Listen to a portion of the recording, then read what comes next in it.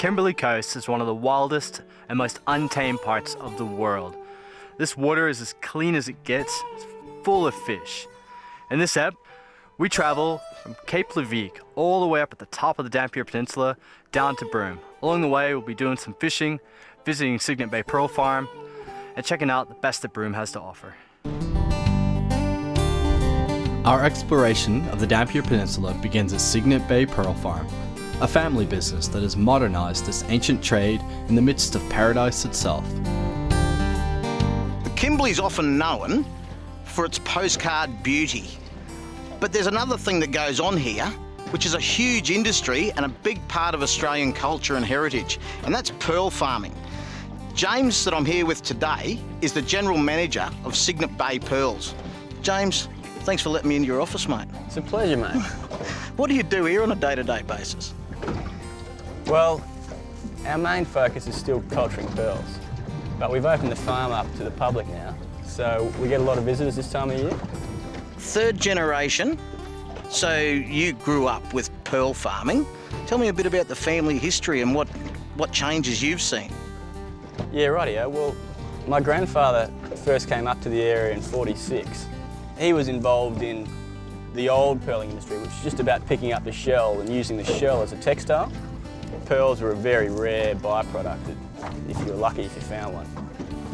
But then in the mid-50s, cultured pearling came back to Australia.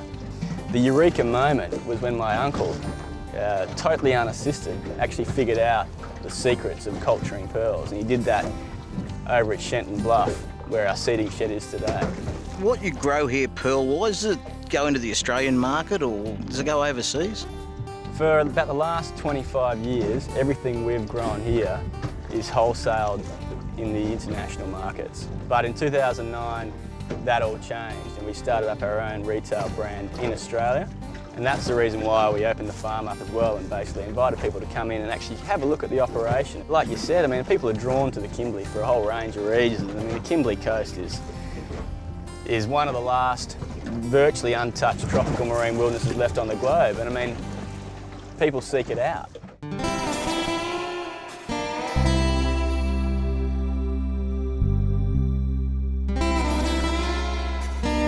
All right, so this is the old homestead that we changed into a gallery. And these are some of the photos from when they first set up camp here. And you can see some of the old tents on the front beach. And these are the boys, my grandfather, and their paperbark hut behind them.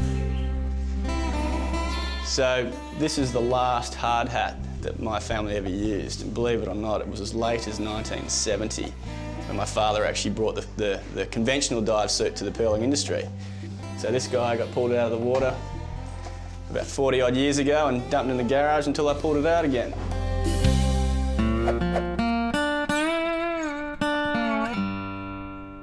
Planning a big trip is a big job.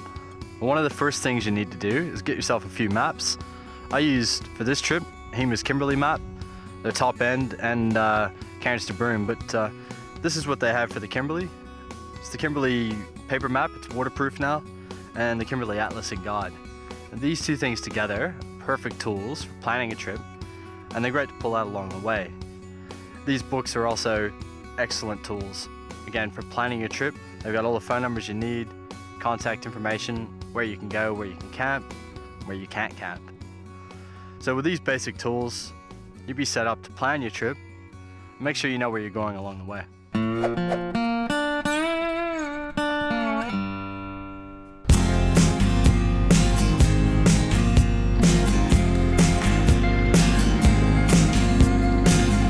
The property at Cygnet Bay is pristine, and James took us for a spin down some sandy tracks that roped their way through ancient sand dunes to check it out.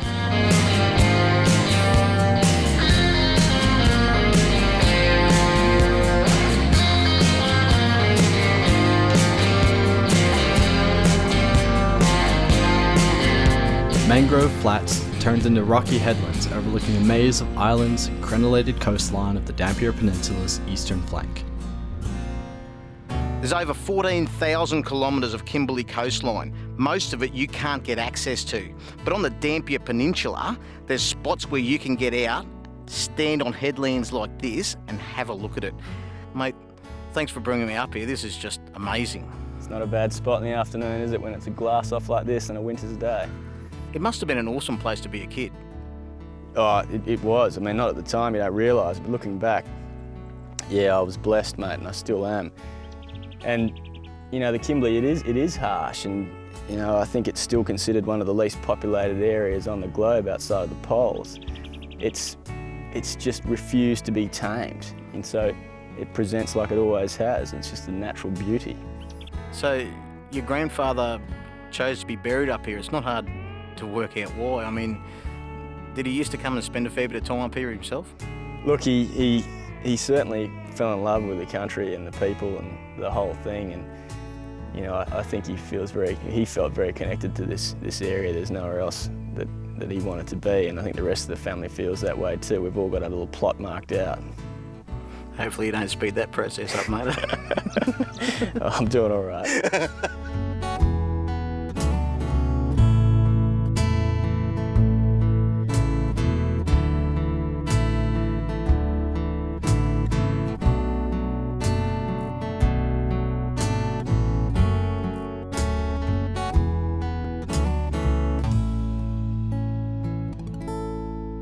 Coming up next, we jump on a boat to explore the islands of the Buccaneer Archipelago.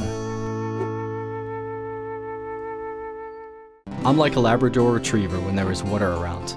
And when Alex from Boab Boat Hire invited us to come explore and fish the fringe of the Buccaneer Archipelago, it was like being handed the keys to heaven.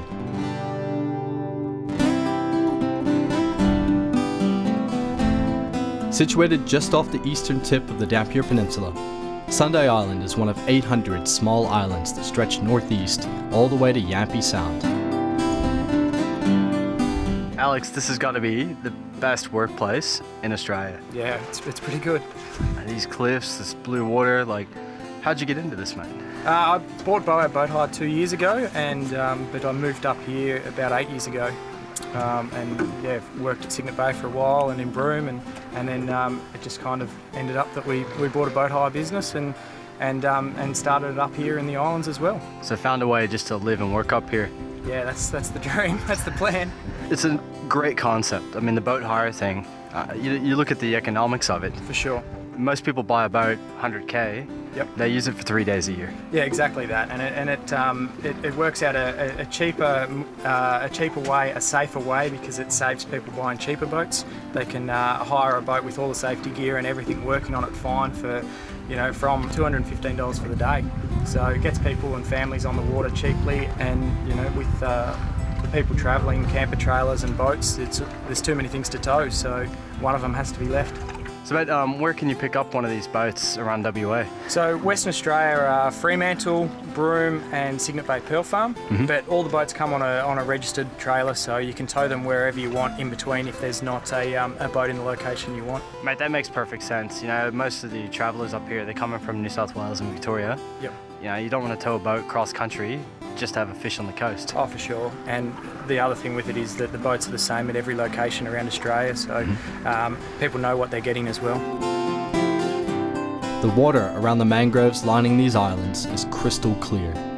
Watching the fish strike your lure is exhilarating. They shoot out of the mangroves like missiles.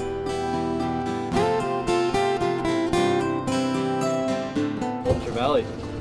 Beautiful fighting fish. These guys are they don't look that big, but they've got some kick in them. Look at that tail. He's just trying to get into the mangroves there. Just pull in. These guys are amazing to catch on light tackle. You just get a good 5 minutes of play out of them on one fish. Look at those kissing lips. I wanted to find out more about the history of these islands. They were inhabited by the Bardi people for around 40,000 years, living in rich innocence, living off the land and the sea. Forced onto the mainland by missionaries, they are only now rediscovering their heritage, redefining their relationship with this paradise. Bala is one of the local Bardis, and he offers guided tours of the island group, providing a modern link to his people's history here. Innocence is a funny thing. Once you lose it, you can't get it back. Sunday Island is a perfect picture of paradise lost.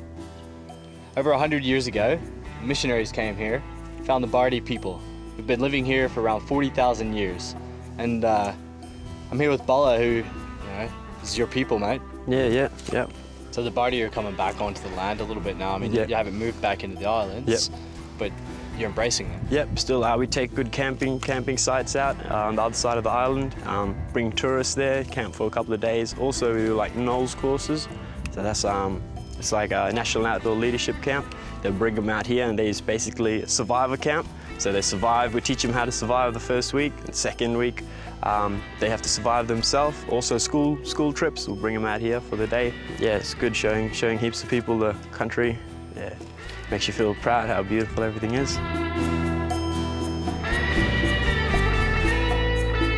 The island is littered with remnants from the World War II era mission that was founded and abandoned here. But life is coming back. Perhaps paradise lost can be regained. Back out on the water, the tide was flipping. With tides up to 12 meters high, it's one thing to watch the water rise on the coastline, but something else altogether to experience the violence of this water up close.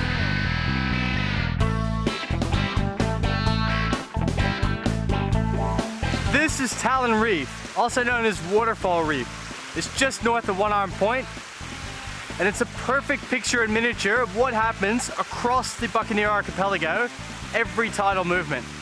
You can see here, one side of the ocean is about 2 meters above the other side.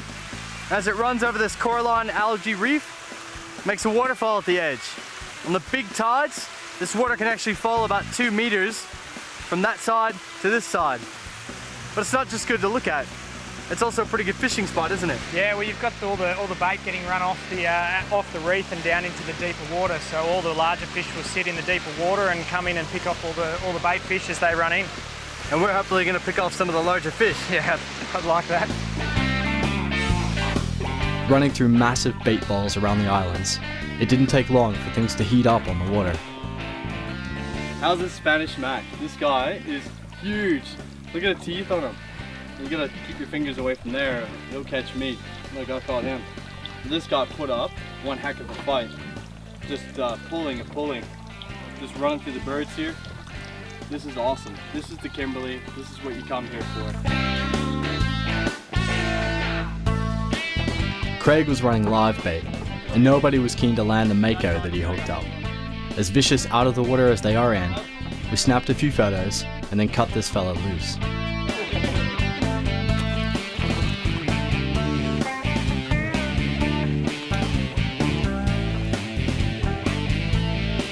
The water was alive all day with tuna, salmon and mackerel, and we had a great time reeling them in over and over again.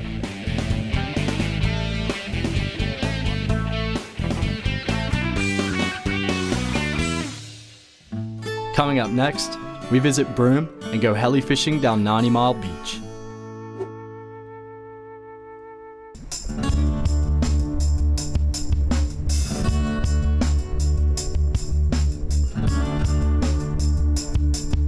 Broome's Cable Beach is a destination as symbolic as it is beautiful.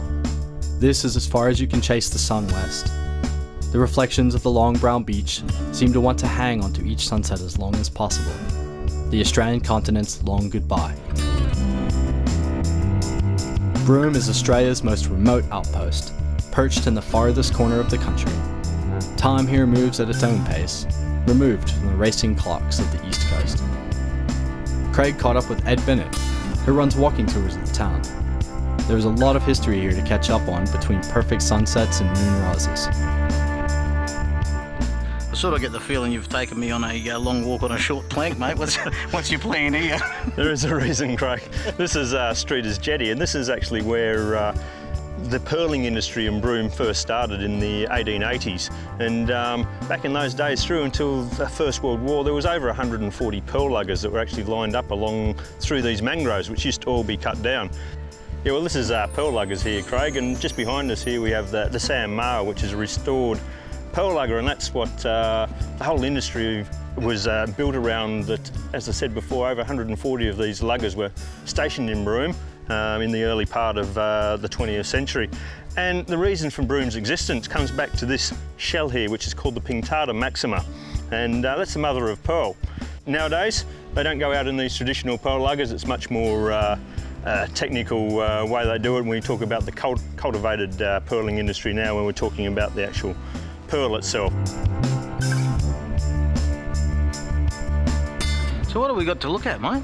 Yeah, what we've got here, Craig, is a great early photo of the segregated seating that we had in the cinema in the early days. And even back in those days with the picture next to it, it's got the flooding coming in, the tide comes in.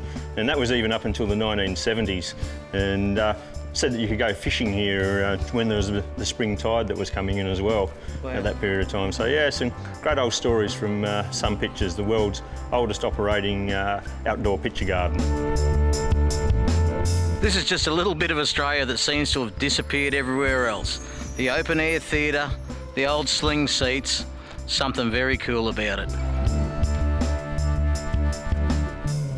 It's dawn in Broome, and we're about 3,000 feet up in a Robinson 44 on the way out to do some heli fishing down south towards 80 Mile Beach.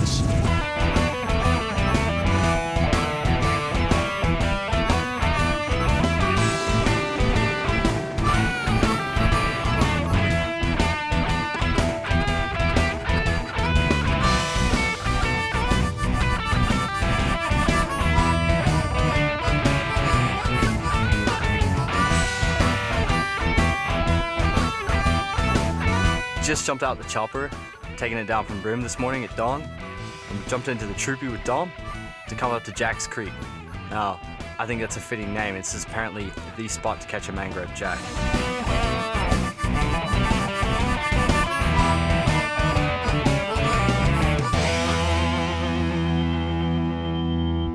Dom, you grew up around here. This is your backyard. Yeah, pretty much I come out here with my family and that when I was a bit younger and spent my time fishing, as well as hunting on the land as well. So kind of use the area to run my tours from. That's a beautiful spot. Yeah, no, it's definitely a beautiful scenery out here. Most people enjoy it. You catch a fish, it's a bonus. I think you're on there, mate. Good work. It's not big. It's probably, I think it looks like a caddy when it jumped out.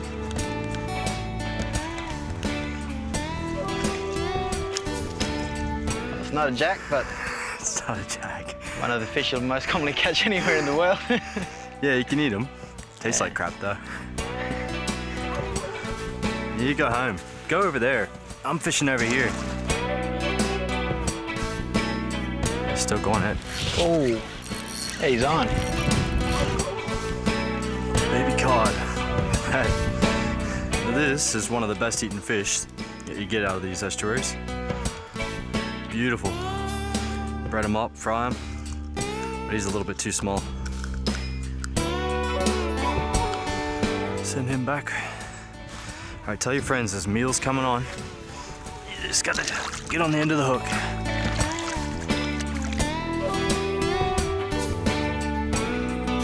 Wow.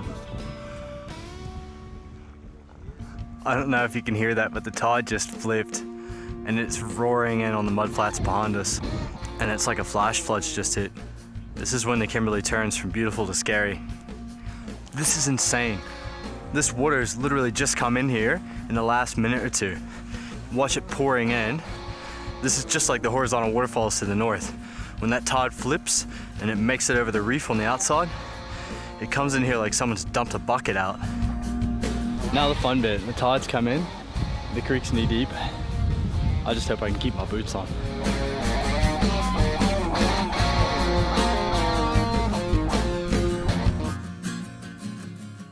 I always say that you can measure the structure and sophistication of a community by whether or not it has its own brewery. And Broome, 10 out of 10. Matzo's Broome Brewery. I'm here with Beck today, who's the marketing manager, and she reckons she's got the tips on which are the best beers. Certainly do. Beck, what do you recommend? I think you've got to try our mango beer. The mango beer? It's the one that got us famous. It's one of the only mango beers you can actually get in Australia, and it's definitely worth a try. It's not too sweet. It's a very nice wheat beer base, and I think you'll enjoy it. Can we have a go at one now? You sure can. Magnificent.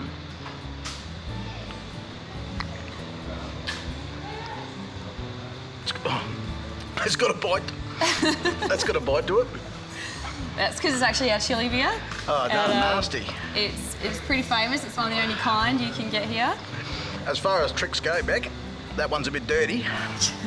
I haven't had a chili beer before, and that's bloody good. Hits you at the back of the throat. So what else do you do here? We have breakfast, lunch, dinner, brewery tours. You can sit, enjoy a meal, some tapas, live music, best view in town.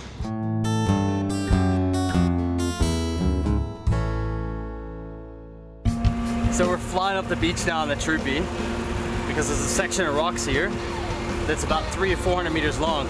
And if you don't get up this before the tide actually gets to about 3/4, you'd just be swamped. We ended up standing on the top of the Troopy waving to a helicopter on the news. But it looks like we're gonna make it now. Dom looks pretty comfortable though. It looks like he's pushed this Troopy through some hard stuff before, but looks like we'll live to fish another day.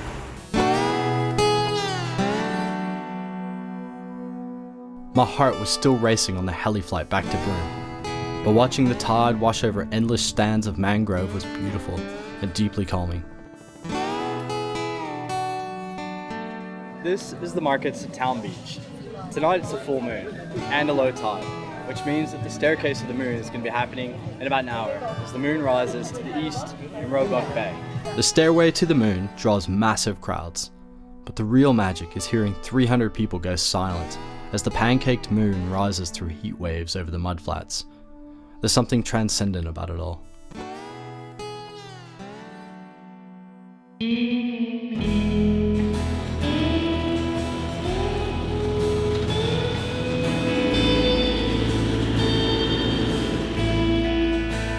I've come to the conclusion that Broome is the ideal four-wheel drive destination. You come into town here, you can relax, you can get yourself clean, you can go fishing, you can go for a drive up the beach. It is just red hot. Craig, this has been the trip of a lifetime, I reckon. These people that are riding up and down this beach, they've probably made a similar journey to us, across the top end. This is definitely the best trip I've done in Australia. This is what it's all about. Out here, living the dream.